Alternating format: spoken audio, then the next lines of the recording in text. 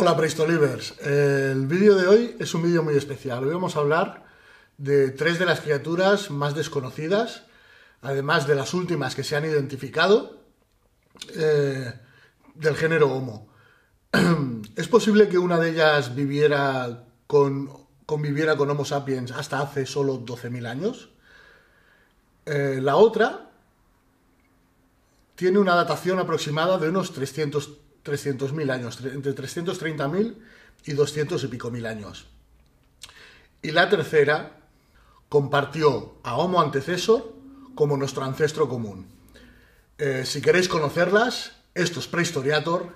¡Empezamos!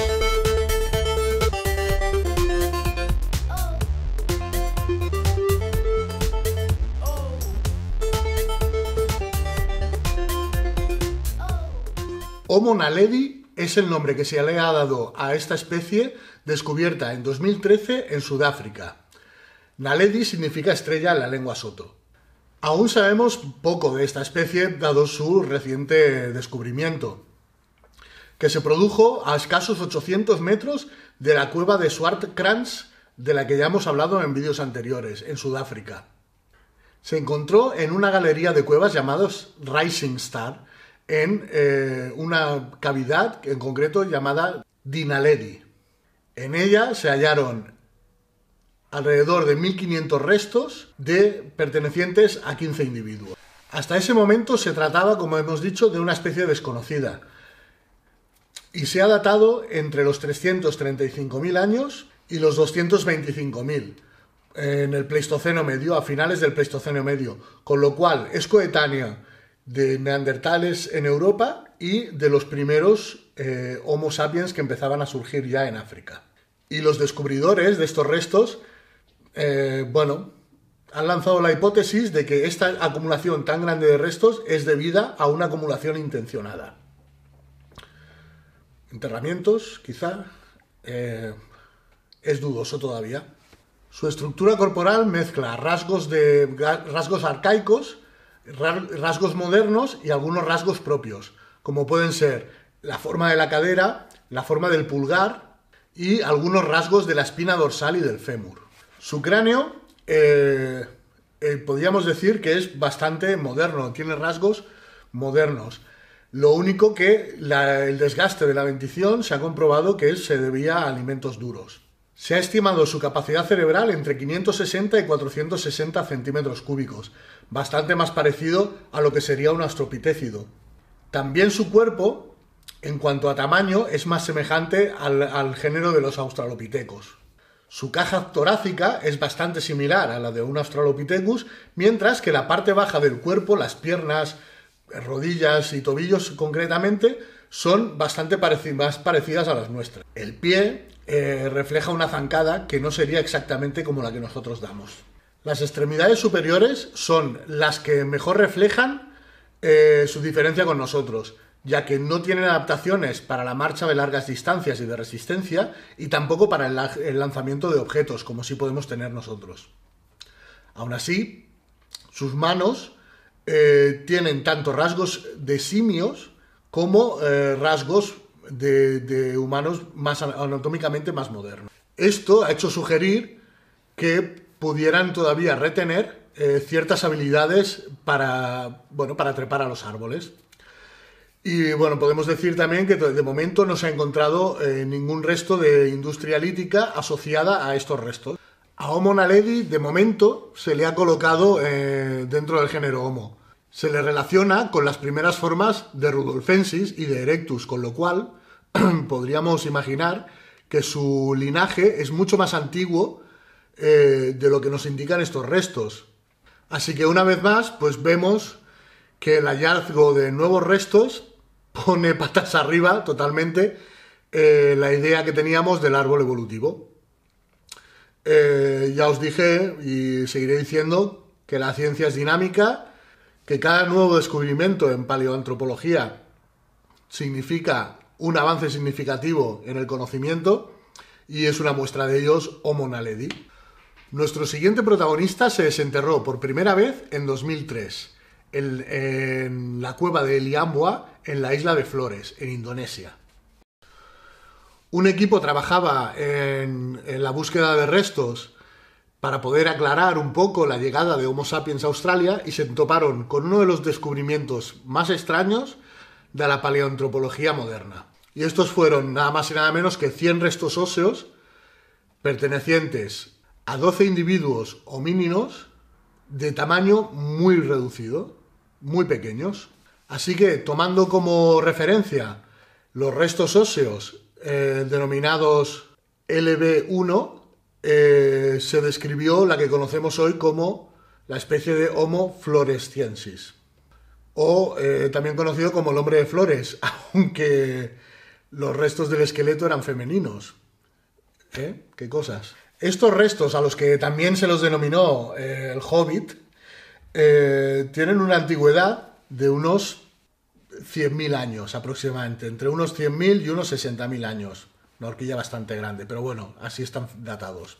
Y en su momento se propuso la fecha de desaparición alrededor de los 12.000 años antes de nuestra era, o sea, en términos de los que hablamos, hace nada. Pero bueno, finalmente los estudios demostraron que no, que esto no era así, que se extinguieron hace 60.000 años, pero bueno, aún así son coetáneos de sapiens, de neandertales, etcétera, o sea, poca broma. Homo floresiensis es un hominino de talla muy pequeña, como ya hemos comentado. Tiene alrededor de 1 metro de altura y aproximadamente podrían pesar entre unos 30 y unos 25 kilos.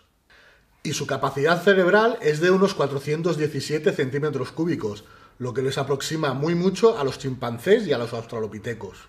Pero aún así, hay industria lítica asociada a estos hallazgos, a estos fósiles.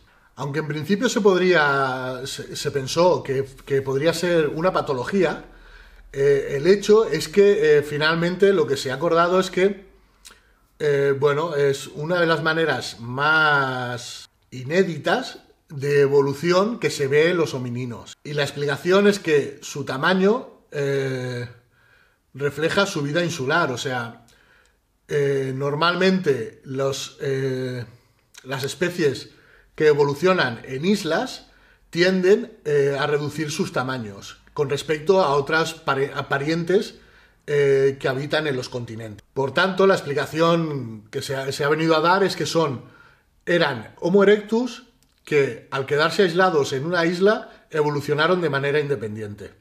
Aunque también se ha hablado de una rama de Homo habilis que saliera de África y se estableciera allí y evolucionara de manera distinta también. Además, en 2016 se hallaron los restos de una mandíbula en el centro de la isla de Flores con una antigüedad de unos 600.000 años, lo que reafirma un poco esta evolución insular, ¿no? Una llegada temprana al sitio y una evolución posterior en el tiempo con unas condiciones de aislamiento.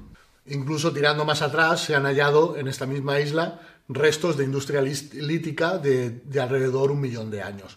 Con lo cual, es bastante viable esta teoría que hablamos. Sus rasgos físicos son bastante similares a los de Australopithecus, excepto el lóbulo frontal de la cabeza, que encajaría bastante mejor con lo que sabemos de Erectus. Sus dientes premolares y caninos son muy primitivos, mientras que los molares serían más cercanos a lo que podría ser un humano anatómicamente moderno. Y esta característica, pues no se da en ningún otro hominino que se haya descubierto hasta el momento. ¿Y qué significa? Pues sugiere que su salida de África fuera bastante temprana y sea una migración pues que todavía desconocemos, que todavía no se han encontrado otros restos que lo corroboren. Sus pies son claramente bípedos, pero sus tibias se parecen bastante a lo que sería un simio. Como veis, es una auténtica rara avis en la evolución humana, o sea, un individuo que se escapa totalmente de lo que habíamos visto hasta ahora. Y esto pues da para que vuele la imaginación. Incluso algunos, hay vídeos que flipáis en YouTube. No quiero darles publicidad, pero flipa. Y el tercero de nuestros protagonistas de hoy es el hombre de Denisova, también conocidos como los denisovanos. Esta es una especie también del género Homo que se descubrió en 2008. Se descubrió en la región situada en los montes de Altai, en la actual Siberia rusa, y se recuperaron de la cueva denominada Denisova. Los primeros restos que se han encontrado fueron de una niña con una datación de al menos 40.000 años. Fueron unas pocas falanges de los dedos, huesos bastante pequeños realmente. Aunque también se hallaron restos de industria lítica asociada a estos restos. Bueno, estamos a la espera de que le pongan un nombre científico, todavía les llamaremos los denisovanos. El equipo de Svante Paabo del Instituto Max Planck de Antropología Evolutiva de Leipzig, en Alemania, secuenció el ADN mitocondrial de estos restos. Y la sorpresa fue mayúscula cuando descubrieron que se trataba de una especie emparentada con Homo sapiens y con Homo neanderthalensis, pero que era inédita hasta el momento. Era una especie nueva. Además, su ADN mitocondrial nos indicaba que era una especie surgida en África y que había llegado en una oleada migratoria que era diferente a la de Sapiens y diferente a la de Erectus. De hecho, ya en el año 2000 se habían encontrado restos de esta especie, aunque todavía no se sabía que era esta especie diferente.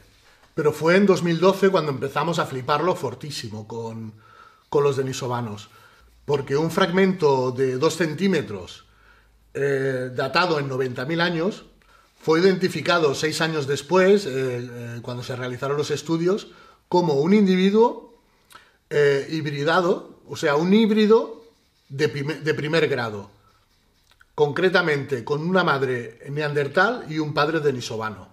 Svante Paabo lo que opinó sobre este hallazgo es que la hibridación era algo mucho más común de lo que parecía, por la facilidad con la que se realizó este hallazgo. Normalmente, encontrar justo el primer híbrido que surge entre una relación entre un neandertal y un denisovano en este caso, es o tener mucha suerte, muchísima suerte, o bien lo que dice Svante Paabo, que sea mucho más habitual de lo que pensamos y que se diera con mucha más naturalidad.